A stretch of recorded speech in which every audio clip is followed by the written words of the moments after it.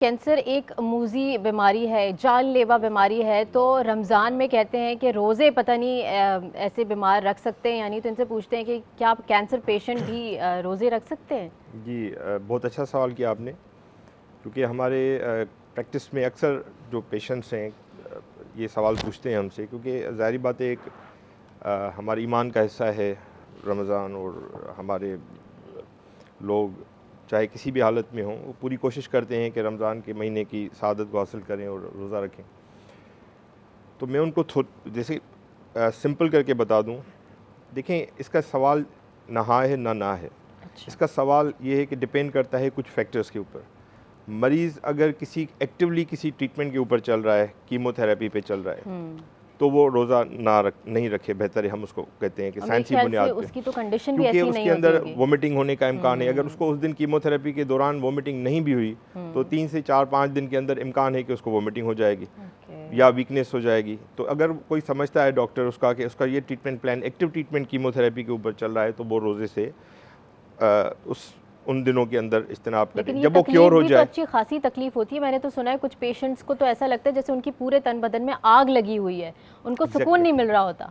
बिल्कुल सही बात है। बहुत सारी कीमोथेरेपी देखें एक टर्म है, लेकिन उसमें मुख्तलिफ़ किस्म की ट्रीटमेंट्स हैं, मुख्तलिफ़ किस्म के दवाइयाँ हैं। कुछ दवाइयाँ बहुत कम तकलीफ़ देती हैं, कुछ दवाइयाँ बहुत ज़्यादा हैवी तकलीफ़ देती हैं। तो वो डिपेंड करता है कि कौन सी ट्रीटमेंट पे आओ। लेकिन बहरहाल सिंपल ये है कि अगर कोई पेशेंट एक्टिव ट्रीटमेंट पे है तो उनको उस दिनों में अवॉइड करे। लेकिन अगर कोई कैंसर पेशेंट सर्वाइवर है, बहुत सारे पेशेंट्स हैं जो कि ठीक हो चुके हैं या उनकी ट्रीटमेंट ऑफ हो चुकी है और अब वो बेहतर हैं, उनकी हेल्थ वाइज अपनी अक्सर मैं पेशेंट से पूछता हूँ कि आप अपने आप से पूछें कि क्या आप रोज़ा रख सकते हैं, आपकी एनर्जी लेवल क्या है, करंटली एक्टिव ट्रीटमेंट पे तो नहीं है। अगर आप ये सब चीज़ें ठीक हैं, आपका ट्रीटमेंट ऑफ हो चुका है या आप किसी सिंपल हार्मोनल ट्रीटमेंट पे हैं जो कि आप पिल की सूरत में सुबह ले सकते हैं और उसका कोई पूरे डे पे इम्पैक्ट नहीं आएगा, तो आप रोज़ा रख लें। ठीक है जी जी जी जी बिल्कुल। ये क्योंकि सवाल आपने ऐसे कि रोज़ा इस हालत में रखा जाए ना जाए, क्योंकि देखिए ये एक मूजी मर्ज़ है, जानलेवा मर्ज़ है।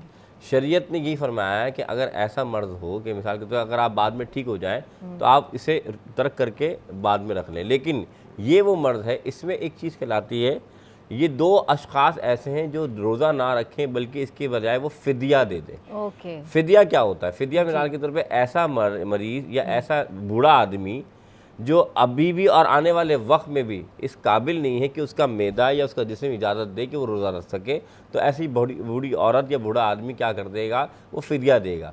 इसी तरह ऐसा मरीज़ जो कि ऐसे लाहक या महलिक बीमारी में मुब्तला है कि आने वाले वक्त में वो ठीक नहीं हो सकता, और अगर वो रोज़ा रखे, अल्लाह ताला शिफा देने वाला तो अल्लाह है, लेकिन उसके इस बीमारी की ट्रीटमेंट में कोई ऐसा असर पड़ना शुरू हो जाए जो वो ट्रीटमेंट ठीक ना हो पाए, उस हालत में भी हुक्म दिया गया कि वो क्या करे, वो फ़िदिया दे दे। फ़िदिया क्या है?